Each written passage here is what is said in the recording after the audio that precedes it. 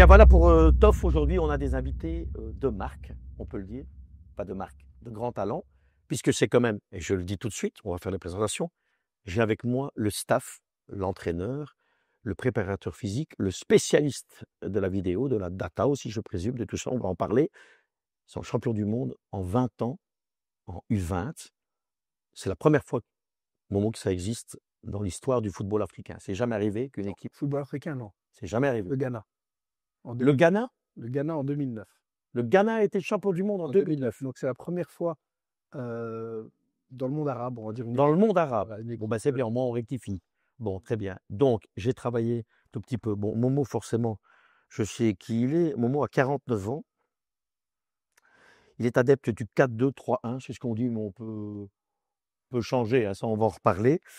Mais j'ai trouvé un truc qui est incroyable dans la fidélité. C'est rare que je bosse un tout petit peu, mais là, je suis obligé. Tu as une moyenne intéressante dans la longévité de tes prestations. Je m'explique. Tu es à 3,28 ans par job que tu fais. Si je me suis bien. Ça veut dire que tu es un fidèle. Tu n'es pas un mec qui fait un an et qui se casse. Oui, j'ai fait 3 clubs dans ma vie au niveau On est d'accord. Hein. professionnel. C'est quand même assez rare. Ouais, mais je pense que ça va au-delà du foot ou juste des compétences. C'est aussi Tu dois rassurer ton épouse Ouais, que tu es fidèle. Ça doit faire plaisir à ton épouse. Alors, ce monsieur là-bas, Glenn Vercotteren, parce que c'est Vercotteren, déjà, tu dis rien que Vercotteren, tu dis le mec, il va nous faire un centre, il va nous mettre un truc. C'est le fils. Un des, oui. L'un. Le meilleur. Il y en a un autre qui joue bien au football aussi. Il joue plus, mais ouais. Mais qui jouait bien Ouais. Lui, c'était le meilleur. Ouais. au foot. Au foot. Mais en préparation physique, c'est toi. C'est bon. Mais t'es préparateur physique à Anderlecht. J'étais le responsable des kinés à Anderlecht. Quand Mo était En là travaillant avec. aussi. Plus ou moins. je ne côtoyais pas. J'étais chez les jeunes. Mais tu l'as pris quoi? Parce que tu as joué au 421 ou... Non, on a travaillé avec Yannick en Arabie Saoudite ensemble. C'est pour ça que je pose la question. Donc vous vous connaissez humainement bien. Oui, d'Arabie Saoudite, d'Anderlecht à peine. D'Arabie C'était Saoudite. bonjour, au revoir. Et Quentin? Quentin, oui, non. Quentin, c'est une autre Non, histoire. d'accord. Quentin, j'arrive même pas à me rappeler des premiers matchs où il était coach au Bruxelles et on jouait l'un contre l'autre. Et puis il travaillait professeur d'éducation physique, moi aussi. On se voyait à la piscine, on travaillait avec des gamins. Ouais, mais Qu'est-ce qui fait, Momo, Mohamed, qu'à un moment, ce trio se retrouve au Maroc pour un vrai projet? Mais ce qu'il faut savoir, c'est que Glenn avait déjà fait la CAN U23. Ok, donc Oui, il avait gagné. Ouais. Voilà, et il avait gagné. Et en fait, moi, je connaissais très très bien Glenn. Et je me rappelle que quand j'ai demandé un profil comme Glenn, ça veut dire quelqu'un qui est capable de soigner aussi un joueur, parce qu'il est aussi kiné physio, Ouais. et d'aller sur le terrain et le Ouais, préparer. c'est ça. Et en compétition, c'était important. On n'a pas le temps de s'occuper des joueurs blessés. Donc C'est pas comme en club. Voilà, là, en club, en plus, on est plus nombreux. Là, vous avez les joueurs, pour que nos téléspectateurs voient bien, vous avez des joueurs, il faut optimiser sur cette période. On joue tous les 3 jours. Ouais. Donc là, il faut. Parce que l'image du kiné qui masse, c'est pas ça. Ouais. Non, en fait, c'est surtout la gestion des efforts. Donc, ils ont beaucoup joué, ils n'ont pas beaucoup joué, on fait plus, on fait moins, ils s'entraînent pas, on fait des soins, on fait une séance de muscu à la place d'une séance d'entraînement, on rajoute des courses, on fait des exercices Tu spécifiques. travailles beaucoup individuellement, toi, Glenn. Ouais, quand même. On avait un autre préparateur physique qui était avec moi depuis le début et qui travaillait plus sur le collectif et qui devait être, entre guillemets, pas assisté, mais Glenn devait s'occuper de cette tâche-là, même des soins aussi. Et c'était important parce que moi, je pouvais lui confier un joueur, lui dire voilà, Oussama Sadar, il a une petite blessure, il n'a pas besoin de s'entraîner longtemps avec nous. Tant qu'il est sur le terrain la veille du match, il fait un petit peu vitesse, vivacité, il sera prêt pour jouer parce qu'il a travaillé en fonction de ce qu'il peut travailler. Et petit à petit, avec Glenn. Et l'anecdote, c'est que quand je propose ça à mes dirigeants, et je dis voilà, il me faut quelqu'un comme Glenn Vercotteren. Au début, on me dit ouais, il n'y en a pas un ici, à DTN. Pays qui peut le faire. Je me dis où c'est Glenn ou c'est personne. Comme pour Quentin, parce qu'en fait, je les connais. C'est important aussi que dans le C'est staff, important. il faut des personnes sur De qui confiance. voilà, de confiance. Et tu ne dois pas perdre du temps encore à leur expliquer comment est-ce qu'on fonctionne, comment est-ce qu'on. Parce que j'ai toujours dit que ce qu'on a essayé de transmettre entre staff et dans le staff, c'est super important parce que ce que tu veux transmettre aux joueurs, le staff doit le maîtriser déjà. L'état d'esprit, la manière dont on veut aborder les choses, cet objectif qu'on avait de gagner la Coupe du Monde. Et voilà, je pouvais le faire avec eux parce que je les connais, c'était un avantage. Alors ça vous donne, quand tu as une visibilité maintenant, Certes, mais bon, on ne le fait pas pour ça non plus. Donc, mais oui, c'est un travail exceptionnel que nous avons réussi à faire tous ensemble. Et donc voilà, maintenant, on parle du Maroc et c'est bien parce que c'est une récompense pour tout le travail qui a été accompli, que ce soit à notre petite échelle par Mo et son staff et la fédération, mais c'est aussi pour tout le pays. C'est vraiment quelque chose de grandiose. mais je vous le dis, mais là en copain, moi ce qui me marque, et je connais Mohamed Wabi depuis longtemps, puisque je l'ai vu dans les médias aussi, c'est beaucoup d'humilité. Et je sens que tous les trois, c'est pas la gloriole, quoi. C'est que, je pense que votre moteur, c'est pas ça. Votre moteur, c'est de travailler en équipe.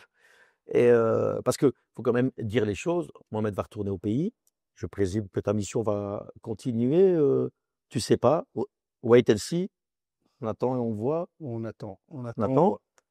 Tu as repris ton travail de prof de gym. Effectivement, la rentrée est lundi, donc on est reparti. Tu t'en vas aux États-Unis avec la famille Ouais. pour créer ton lieu de D'entraînement, centre ouais. de physiothérapie. Tu vas être content, Francky. Ouais, c'est bien pour faire la révalidation. Et il fait beau. Ouais, On ma se femme pose est un peu bien. loin pour aller voir son fils. Ouais. Ouais. Enfin, maintenant, il y a d'autres moyens. Non, mais ce qui est terrible quand je dis ça, et c'est là, on rentre dans le vif du sujet. Mohamed, moi, il y a un truc qui m'échappe dans ce pays, et pas que dans le foot, mais aussi dans le foot. C'est ce manque de visibilité dans ce pays, dans le monde du sport, de voir qu'on a du talent chez nous. On a des gens qui ont du talent dans beaucoup de disciplines. Et on va chercher parfois. Ouais, vous savez ce que j'en pense. Moi, j'assume tout le temps. Quand je vois Anderlecht, à un moment qu'ils prennent Rimmer, qui a entraîné des jeunes au Danemark, pour des trucs qui m'échappent, quoi. Alors que je pense qu'on a du talent en Belgique. En plus, Anderlecht, c'est un club bruxellois avec un public flamand, un public wallon. Il faut quand même trouver des gens qui incarnent le club. Puis pour finir, ben, Anderlecht, c'est pas qu'on vous a pas gardé, mais on vous a pas donné une possibilité de faire mieux. Moi, après, j'ai tout fait en Anderlecht. 17 ans. Ouais, sauf aussi le premier. Ouais, mais j'étais assistant. Donc j'étais assistant de Besnik à une époque. Mais j'ai commencé en U9. Donc je suis arrivé jusqu'en équipe première, de nombreuses années l'équipe espoir. Après, voilà, moi, j'essaie jamais de trouver d'excuses, jamais de faire de reproches. Ça, c'est aussi un mot d'ordre qu'on avait, quelques mots d'ordre qu'on avait dans le staff et avec C'est l'équipe. quoi les mots d'ordre du staff? Mais déjà, pas d'excuses, pas de reproches. Ouais. Et les Pas autres? d'excuses, pas de reproches. Oh, humilité, travail. Bon, ben là, on y est. Voilà, mais c'est vrai que c'est les mots qui revenaient le plus souvent. Et donc, je suis pas du genre à essayer de trouver ou me dire ouais, on m'a donné ma chance ou c'est à cause de ça ou ça. Ouais. Sincèrement, je fais mon travail, je le fais le mieux possible et je sais qu'un jour ça paye. Donc voilà, je savais que ça allait payer un jour. Bah là, ça a eu payé, Fernand Reynaud, ça a eu payé. On a parlé du travail de Glenn et Quentin au quotidien. Bah, Quentin, c'est une machine de guerre. Analyse vidéo, café sur café, et il enchaîne. Et il vous analyse. On était deux, ils étaient deux. Et donc voilà, ils font leur boulot superbement bien. C'est indispensable maintenant. Ouais. Oui, parce qu'en fait, en plus, quand vous faites une compétition, vous n'avez pas le temps de tout faire sur le terrain. C'est pas possible de tout entraîner. Vous battez la France en demi-finale, vous jouez une finale contre l'Argentine. Je n'ai pas pensé à l'Argentine. Moi, quand j'ai commencé la compétition, j'avais d'autres matchs à faire. Et vous devez préparer une finale. Et il y a des choses à faire, il y a des choses à maîtriser. Donc, la vidéo nous permet déjà de voir exactement ce que l'adversaire fait et puis de montrer à nos joueurs. Mais il y a aussi, moi, ce que j'utilise beaucoup la vidéo aussi, c'est pour nous-mêmes. Donc, c'est faire des débriefings sur notre équipe. Et donc, Quentin a été chargé de ça aussi.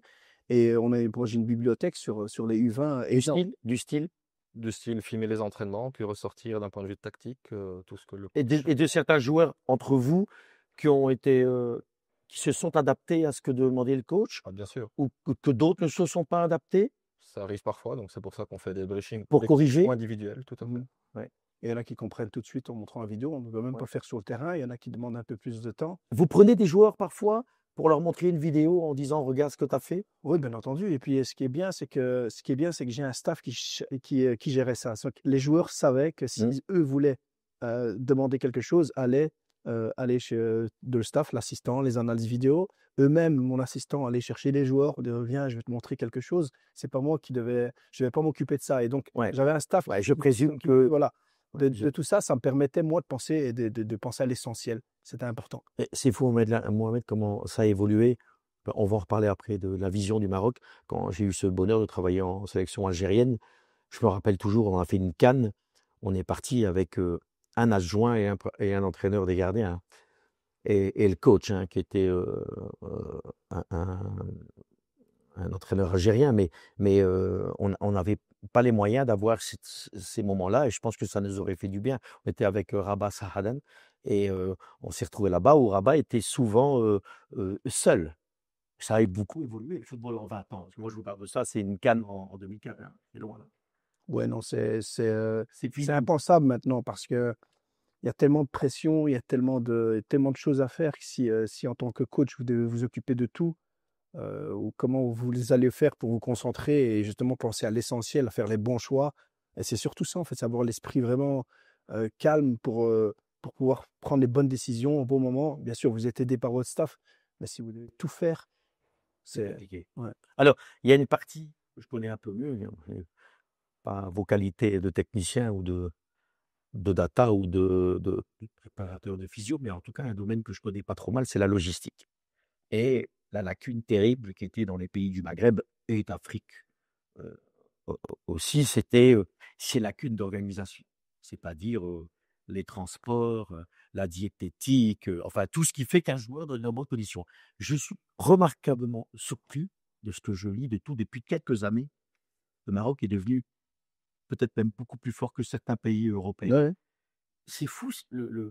Qu'est-ce qui a fait à quel moment 2008, c'est ça? 2008, ouais. 2008, Sa Majesté le roi Mohamed VI qui a fait l'assise de Srirat, donc c'est un endroit à Rabat où il écrit une lettre aussi, où il a demandé à ce que via le foot et le sport, qu'il fallait développer le foot et le sport justement pour l'inclusion sociale, pour le développement du pays, parce que c'est un pays aussi très très jeune, beaucoup de jeunes.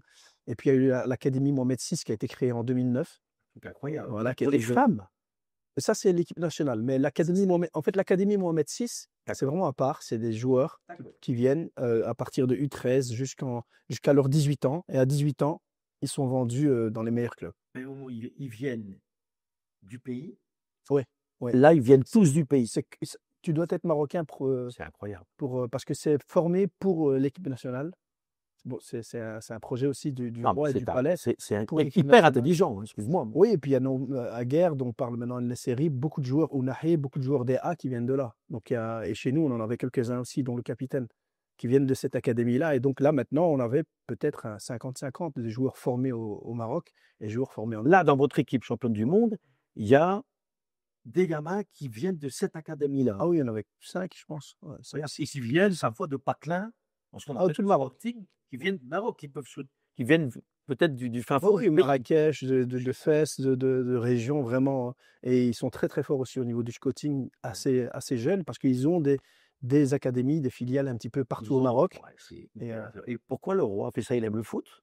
Il aime le foot, mais aussi que c'est un pays qui aime le foot. Beaucoup de jeunes. Et ça va aussi que c'était grâce au foot aussi qu'on pouvait fédérer, mais c'est aussi mettre dans la tête des jeunes que voilà, qu'on peut y arriver, qu'on peut atteindre ses objectifs quand on qu'on peut y arriver. juste sur le foot, mais tout le monde suit le foot. Quand on dit on a joué pour 40 millions, je pense avoir vu les 40 millions tellement moi, j'étais à Sousse, sur le banc, à la CAN, pour un Algérie-Maroc. Ça, tu racontes ça ici, tu ne te crois pas, mais on vit dans un autre monde. 2004. Ouais. Quel sacré match, on peut ça. Ouais. Ne parle pas de ça, ça va me rendre malade. Fouami, ce jour-là, il a tout été cherché. Non, mais ce que j'ai souvenir de ça, c'est 5 heures avant, c'était 1, 2, 3, vive l'Algérie. 5 heures avant, tu les entendais de l'hôtel, les Marocains, idem, il y a une espèce de ferveur. Les gens ne comprennent pas ça, mais le foot là-bas, c'est encore bien plus que chez nous. Au Maghreb, c'est vraiment, c'est leur vie, quoi. Et moi, je trouve quand je dis ça, je le pense vraiment, le Maroc, avec ce que vous venez de faire encore là, en 20 ans, et le roi, Sa Majesté a tout compris, c'est que depuis quelques années, depuis la Coupe du Monde aussi, le Maroc a vraiment une image maintenant qui devient à l'international. À l'international, à l'international, 2, positive et constructive. Parce que tu sais comment ça va, on vit dans un monde compliqué, où il y a, non, mais il faut dire les choses, où il y a du racisme, où il y a les extrêmes, où c'est toujours facile de raconter des conneries. Je trouve que le Maroc, en plus avec des bons représentants, des gens comme vous, le coach de l'équipe nationale marocaine, qui était un bon joueur dans le championnat de France. Walid. Ouais, Walid montre a une attitude, je trouve aussi positive. C'est pas un gueulard, c'est pas un mec qui fait des scandales dans les médias. Je trouve que tout ça est très constructif et je présume, pour continuer, je sais que vous avez été accueillis comme des héros là au pays. C'était terrible. J'imagine moi, on est revenu après la CAN, on a été éliminé en quart de finale par le Maroc, ce qui n'était rien du tout, enfin qui était pas mal. On a été accueillis à Alger par 100 000 personnes à l'aéroport. Quand tu racontes ça aux gens, donc j'imagine que vous, ça a dû être un truc de dingue. Bah nous, déjà, c'était le protocole à l'arrivée. C'est que quand vous terminez votre match, alors en finale, vous dites vite, l'avion vous attend. Ah oui. Ouais, incroyable. Et donc, arrivé à l'aéroport de Casa, je suis jamais sorti aussi vite d'un aéroport de ma vie. Même mon passeport, j'ai dû le donner à l'administrateur, il s'occupait de tout. Et on nous a mis dans un bus, dans un car, et on a fait la route de Rabat jusqu'à Casa. C'est à peu près un peu plus d'1 heure de route, avec à chaque pont des policiers. Le respect total. C'est incroyable. Et puis la visite au palais avant, on a rencontré le prince, Moulay Hassan, Qui vous a reçu. qui nous a reçus. Le roi était un peu malade, donc il a reçu les joueurs et l'entraîneur uniquement, et le président, parce qu'il ne pouvait pas recevoir tout le monde. Et puis il y a eu la parade. Là, je vais laisser mes collègues expliquer. C'est quelque chose. Oui, bah, moi j'ai eu la chance d'accompagner les Diables Rouges en 2018 en Russie, donc on avait déjà fait un retour au pays. Tu sais ce que c'est, toi, Oui, la grande oui. place, la notoriété, Oui, la ça, fête. mais maintenant que j'ai fait, T'as vu Glenn, comment il s'enflamme? tu n'aimes pas, mais c'était extraordinaire, c'était x10. Et en plus pour une équipe de jeunes, c'est surtout ça. Enfin, c'était pas Ouais, du Maroc, c'était ça ne reste entre guillemets que des U20. Mais comme l'a dit Mos, c'est vraiment tout le pays qui était là. Moi, quand je suis retourné à l'école, des enfants qui m'ont dit, Monsieur, on vous avait la télé, enfin, c'était super, vous avez avec la coupe. Enfin, voilà, que ce soit au Maroc, mais même tous les Marocains du monde entier, je pense, ont été touchés par l'exploit. Ouais, et il y a un truc qui est. Moi, je dis parce que là, je me la ramène, parce que j'en suis très fier. Quand on est revenu de la CAN, j'étais reçu par Monsieur Bouteflika, avec, avec le coach hein, et avec Rabat, où il nous a remerciés, où il nous a fait une lettre et tout. Ça reste dans une vie, et pourtant je suis belge, ça reste dans une vie un moment gravé. Bon, alors, il n'est plus de ce monde. Hein. Inch'Allah, comme vous dites, paix à son âme aussi. À son âme. Mais paix à son âme, mais ça reste des moments forts. Et je présume, Glenn aussi, et pourtant, toi, tu as dû vivre des émotions beaucoup avec papa, tout ça, petit garçon. Enfin, tu as dû vivre aussi des choses. Mais Ouais. ça, c'est encore un Bah, différent. c'est là la première chose, pour revenir un peu sur l'humilité du coach, c'est que dans l'avion, on est rentré avec une partie des supporters. Donc c'est 11 heures de vol, mais sur les 11 heures de vol, il y a 8 heures de supporters qui chantent, qui disent bravo. chantent des photos, ils réveillent. Et le coach était dans le cockpit avec les pilotes. Et moi, je voulais lui faire une blague et m'asseoir à sa place. Et en fait, on était fatigué parce que ça faisait 31 jours qu'on travaillait de 9 heures du matin à 4 heures du matin. Ouais. Et je me suis endormi. Et en fait, il est venu et il m'a laissé dormir sur sa place. Donc c'était une place business. C'est une place business. Donc, j'ai dit, c'est moi en train de dormir à ma place. C'est chouette. Et donc, ouais, et donc ça prouve aussi l'humilité et le respect pour son staff et pas quelqu'un qui m'aurait dégagé tout de suite. Oh. Il l'a fait après, hein, mais. Non, Mais je vais pour réveiller. Mais de toute façon, je pense que cette réussite, tu l'as dit tout à l'heure, c'est une réussite collective. Ça ne peut passer que quand le capitaine du bateau, il a cette attitude-là. J'ai travaillé avec de nombreux coachs, des coachs que j'ai appréciés, que j'ai aimés. J'en ai eu pas mal, d'autres moins. Mais je prends l'exemple de Vaïd Halilhodžić, c'était son staff, c'était important. C'est des détails, alors il n'est certainement pas Vaïd le côté affect que peut avoir Momo, mais quand à Lille, on s'est qualifié en Champions League, jusqu'aux gardes matériels, il s'est battu pour qu'il y avait une prime. Et j'avais trouvé ça terriblement, on était sensible à ça. Et quand c'est comme ça, derrière, tu as envie de te bouger pour ton coach. C'est-à-dire que vous parlez comme ça de lui, mais c'est pour ça aussi que, comme il s'est comporté comme ça, vous êtes bougé. Ouais, mais Je pense que c'est important de le dire. C'est une équipe. on le sait, et c'est pour ça aussi, c'est de par les responsabilités qu'ils nous donnent, que nous, on peut s'épanouir dans notre boulot parce qu'on n'est pas trop cadenassé. On sait ce qu'on doit lui dire, ce qu'on ne doit pas lui dire, parce que comme il disait, ils ont beaucoup de stress, ils ont beaucoup de pression que nous, on n'a peut-être pas ou qui est différente. Et donc, en fait, si on a confiance l'un envers l'autre, et que la communication passe bien, moi, je peux lui dire, le joueur, c'est peut-être mieux qu'il ne s'entraîne pas aujourd'hui. Et il sait que je ne vais pas lui dire juste parce que le joueur doit se reposer. Ouais, d'être à l'écoute. Et ça tu as raison. Je vois beaucoup de journalistes parfois dans des émissions qui parlent de foot, ils n'ont pas vécu dans un vestiaire. Et dans un vestiaire, c'est très particulier. Moi, j'ai eu ce bonheur de vivre des années avec, par exemple, à côté de Vaïd, pendant 4 ans. Claude Puel aussi, enfin, soit Papa Lekens. Euh, Quand tu as installé ça, tu peux permettre de dire, même moi, je n'étais pas du tout technicien, j'étais que team manager. Mais je lui disais, coach, je peux me permettre de vous dire quelque chose. Ah ben, j'ai toujours vous voyez jusqu'à ce jour pour lui dire, je pense que tel joueur qui n'est pas bien, mais je vais vous expliquer pourquoi. Parce qu'un coach, il ne sait pas tout voir et il s'entraîne. Parce que sa grand-mère est en train de mourir. Et que j'ai eu ça comme histoire, hein, en disant, faut le renvoyer chez lui. C'est un enfant qui a eu une enfance difficile. J'ai eu ça en Lille. Hein. Et donc, le coach, il m'a dit, OK, je te suis. Il a appelé le joueur. J'ai fait ça. Il a envoyé 10 jours chez lui. Quand il est revenu, il nous a claqué but sur but. Tu t'es pour ça que quand tu peux parler à ton coach. Tu as des coachs qui est très compliqué. Hein. Tu as des coachs qui n'acceptent pas. Non, parce qu'il y a des coachs qui veulent rester là. Ouais, qui veulent rester là. Moi, je préfère être auprès de tout le monde, au même niveau, même si tout le monde sait que je suis le coach, et donner responsabilité. C'est pour ça que je ne peux pas les donner à n'importe qui. Je dois connaître les gens avec qui je travaille. Non, mais on est copains. Et quand je les connais et que je connais leurs compétences, c'est donner des responsabilités. Parce que c'est comme ça, je pense qu'un un gars de mon staff va tirer le maximum de lui-même. C'est quand il sait que voilà, il est responsable de cette tâche-là. Mm.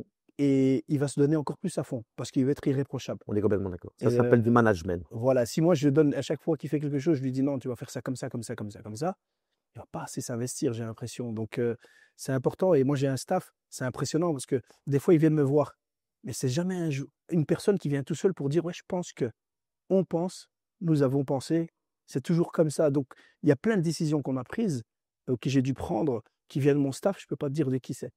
Et ça c'est aussi un avantage parce qu'il y a personne qui veut être plus important que l'autre. Et c'était un staff extraordinaire. Ah, et ça fait trop de surprises en si peu de temps. Hein. Ah, ça va pas. Bonjour, monsieur. Enchanté. Voilà le papa. Mais voilà le papa. Surprise quand même. Hein. Je présume. Vous allez bien, monsieur? Oh, très bien. Ah bah, je présume que ça va. Oh, oui, Maintenant, oh, oui. de mieux en mieux. Oui. Et vous avez vécu ça comment, vous, monsieur? Pardon, vécu ça. Triste au début, mais après, c'est. Bon, j'avais la trouille. Mais ça a été. Ça a été Mieux, oui, très vite. beaucoup. Ouais. Mais quand ils ont les premières choses, et surtout la France. Alors Là, c'est terrible. là, La j'étais France. terrible. Il était où, à la maison? À la maison. Oui. Dans le fauteuil? Ah, un lit presque. Un lit presque. Et ça, c'était le match. Ah, ça, c'était le match que. Il fallait gagner? Ah, il fallait. Pourquoi? Je ne vais pas le dire, mais. L'histoire. L'histoire, on va dire ça. L'histoire, voilà, l'histoire. C'est bien. Il y a la France et il y a le Brésil. Oui, Aussi, quand ils ont battu le Brésil, oui. là, j'étais content. Vous avez été content tout le temps, en fait. Non, mais là, j'étais content parce que c'était une. Je me rappelle d'une anecdote en 98, Oui. quand le Brésil a donné un penalty à Norvège pour que le Maroc soit exclu. Je me rappelle. Dernier match de poule, le Maroc. Ah, ouais, là, c'est. Tout le monde le disait hein, au Maroc. Et le dernier match contre le Mexique, vous êtes déjà qualifié, il faut perdre hein, contre le Mexique. Le Brésil est éliminé. Tout le monde a la Coupe du Monde en 98 où le Brésil, avec le grand Ronaldo, perd 1-0 contre la Norvège et que le Maroc, normalement, devait être qualifié. Donc tout le monde s'est dit, bah, le Brésil a fait exprès. Donc, papa est là, je présume que c'est une belle surprise. Ah, ça, c'est une sacrée surprise. Je sais pas d'où. C'est Ahmed Soula, il est très fort. Avec le frère aussi. Hein, avec je présume, parce que je peux me permettre d'en parler puisque j'ai travaillé au Maghreb et que tout le monde sait mon affection que j'ai pour le monde musulman. Moi, j'ai toujours assumé. Je présume que pour vous, vous êtes très famille. Hein. Moi, j'ai du sang un peu espagnol. Je sais, les Méditerranéens, c'est la famille, c'est la priorité. Je présume que quand tu as été champion du monde, une des premières pensées, ça a été quand même pour ce monsieur, non? On a appelé sur le terrain, j'ai appelé mon papa. J'étais encore sur le terrain avec mon papa, ma maman, ma femme, mes enfants. Et ça aussi, j'étais tout près du. Enfin, mon téléphone était collé à moi. Et le président, c'est vraiment les personnes que j'appelle tout de suite après. Mais chez nous, on dit Rdat Walidine. Donc, tout ce que tu fais dans la vie, tu dois avoir la bénédiction de tes parents.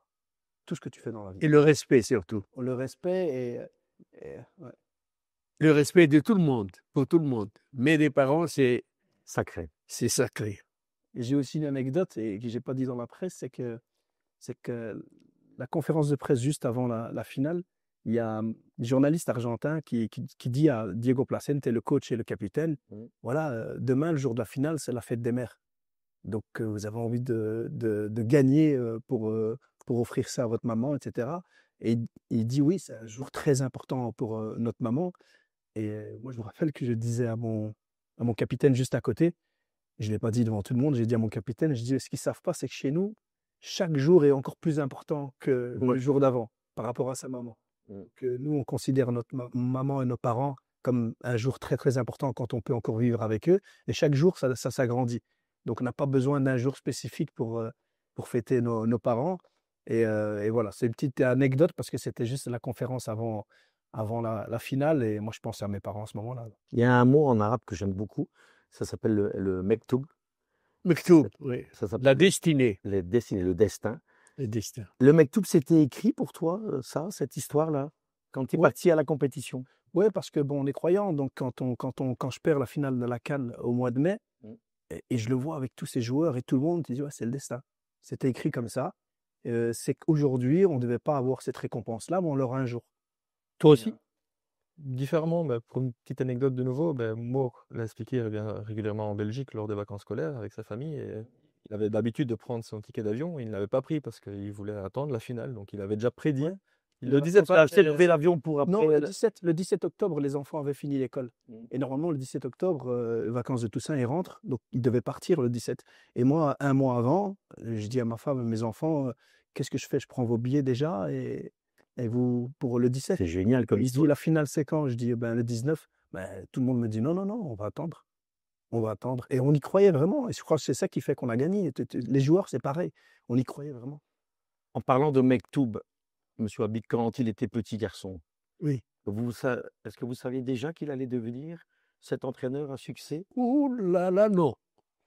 Il était comment petit? Parce que moi, je veux tout savoir maintenant. Je peux le dire. Oui, ça va couper. Oui, mais j'assume. Non, non, non, On va non. pas couper. Non, non, non, non. C'était le plus peureux d'une balle.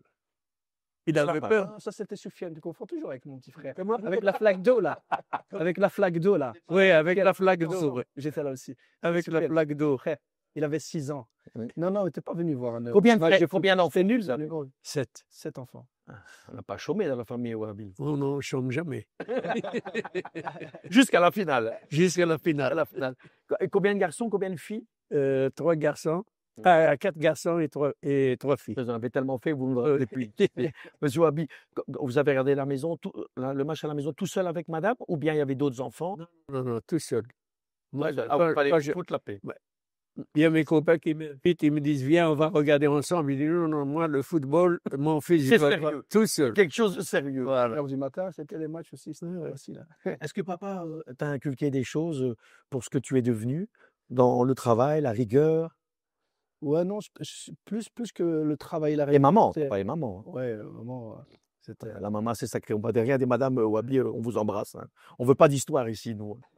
Non, c'est peut-être la manière d'être, c'est être ouvert, respectueux envers tout le monde, respectueux envers tout le monde, toutes les religions, tout. Mon papa a eu beaucoup d'amis belges, il a eu beaucoup de. Donc voilà, c'est pas une personne qui restait dans sa communauté. Oui, vous avez toujours été très ouvert. Et on voit le parler français, donc c'est quelqu'un qui a, voilà, qui. Et d'ailleurs, vous parlez, si je peux me permettre, monsieur Wahabi, vous parlez très bien français. On fait pour le mieux.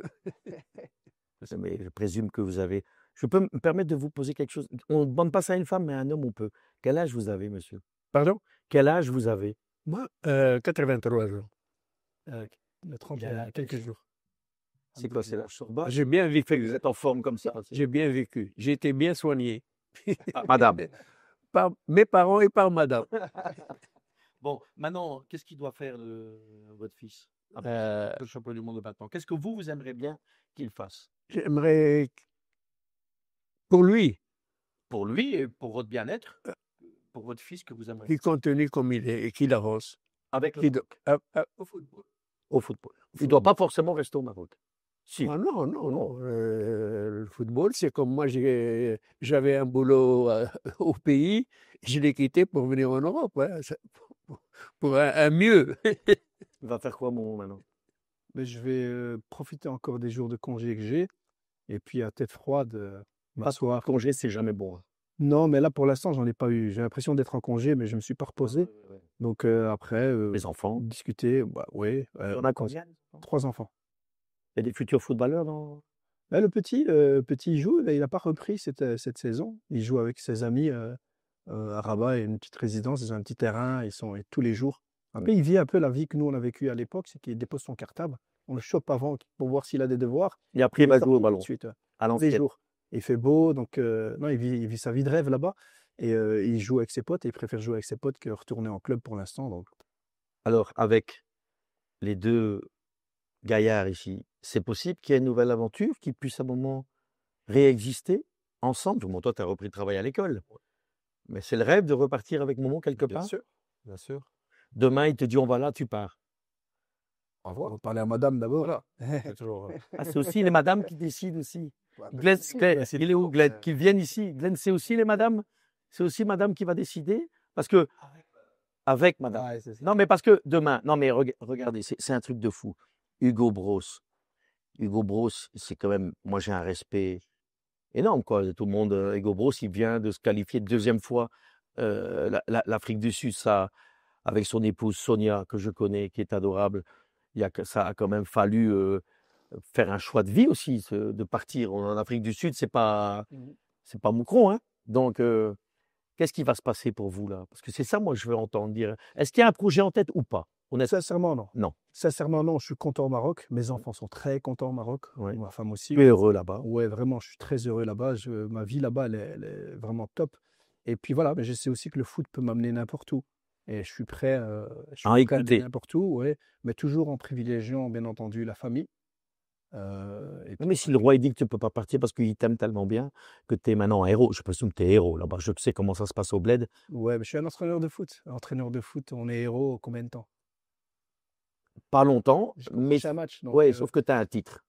ouais, mais Tu es champion du monde des 20 ans. C'est Servir pas la le même football chose que marocain. d'avoir fait 2 bons matchs. servir le football marocain toujours. C'est-à-dire que c'est vraiment mon objectif. Et Walid, il t'a pas demandé d'aller à côté de lui? Non, il a un staff. Je m'entends très bien avec Walid. Il était très, très proche aussi, Ragui. des bons conseils. Mais il a un staff, et un staff super compétent. Donc, moi, je suis pas du genre à vouloir prendre la place de quelqu'un. Il y a des gens qui travaillent avec lui qui sont vraiment compétents. Donc, sincèrement, je n'en ai aucune idée. C'est Mais ça. vraiment, aucune idée. Mais je rentrerai, on discutera et puis on verra un peu. Et M. Vercotteren, il a envie de replonger dans le football? Il hésite. C'est vrai? Parle-moi ou parle-moi Ouais. pas. Toi. Ah, non, oui. Ah, maintenant, c'est M. Vercotteren, tu es le champion du monde. Hein. À un moment, héros, Je lui ai dit qu'il devrait me renvoyer parce que lui, il avait atteint un demi-finale. il t'a félicité, Francky? Il regardait, il suivait, il suit. C'est chouette, non, quand même? C'est une fierté pour lui, je présume. Ouais, bon. Mais toi, t'as envie, tu pourrais repartir avec. Ouais, mais comme, voilà, en foot, ça peut partir dans tous les sens. Nous, on a fait des travaux à la maison. Et du jour où on a fini les travaux, on nous a appelé pour partir à l'étranger. Et donc, Là, tu n'as plus de travaux à la maison. donc là, il y a- C'est pour rassurer le coach, hein, qui n'attend pas que tu fasses une semaine prochaine charpente pour repartir. Toi, tu es prêt. À l'école, ils savent qu'il y a un moment. Ça peut toujours arriver, voilà. Et qu'est-ce qu'il va faire le paternel? Il va aller au Maroc un petit peu voir son. Moi, je suis toujours au Maroc. Je suis ici, je Faites suis des allers-retours aussi. l'aller-retour, là. Bon. Tous Est-ce les, que tous les 6 mois, je pars une fois 15 jours, 10 jours. Ça vous dépend. avez un petit peu fait la fête pour fêter le titre de votre. J'ai presque dansé. Vous avez presque dansé. C'est du bonheur. Ah oui, ça. En tout cas, ça nous a fait plaisir de vous avoir, Oh oui. tous les 4. Merci. Et merci à la famille aussi qui a joué le jeu et à Ahmed Soula. Moi, je vous le dis, je suis belge. On est très fiers. Moi, j'étais très fier de quand j'ai vu ce qui se passait là au Maroc, puisque j'ai forcément beaucoup d'amis au Maroc, mais aussi pour toi. Et je vais être honnête, je vous connaissais de nom, mais pas d'affinité, mais pour le respect que j'ai pour moi. Et je trouve que c'est une belle histoire. C'est une belle histoire. Tu disais tout à l'heure que le roi, il avait installé l'idée de dire à tous ces petits garçons, on peut y arriver. On ne fait pas que des conneries, on peut arriver au sommet. Ah oui. Bah, tu y es arrivé. Merci, mais avec aussi, c'était important aussi, je le disais, avec la compétence belge et moi-même, j'ai été formé en Belgique. C'est Anderlecht qui m'a formé en tant qu'entraîneur et c'est en Belgique que j'ai été formé en tant qu'homme aussi. Donc, c'était important aussi en tant que Marocain de venir en Belgique, Bien sûr. d'avoir des personnes aussi venant de Belgique et d'apporter cette compétence belge, parce qu'on en a. On est assez ben, humble et On a c'est ce qu'ils aiment commencé, aussi. on a commencé l'interview comme ça à un moment. Ouais, J'ai commencé comme ça en disant, on a tellement de talents chez nous, quelles que soient les origines de nos talents, ouais. on ne les exploite pas. On a du talent en Belgique, là. Il s'exporte et il fait réussir un autre pays, enfin voilà, le Maroc. On espère que maintenant la Belgique, les Diables Rouges ont une chance à la Coupe du Monde. Moi, je pense que l'objectif, c'est quart de finale. S'ils atteignent les quarts de finale, on peut dire que c'est une compétition réussie. Il ne faut pas jouer le Maroc. C'est le seul moment où je suis pas pour la Belgique. J'ai déjà dit, c'est vrai, ça arrivé 3 fois dans ma vie. Ouais. Et le seul moment où je supporte pas la Belgique, c'est quand ils jouent contre le Maroc. Ça se comprend. On espère que ça va bien se passer pour le Maroc et surtout la Belgique aussi, Inch'Allah.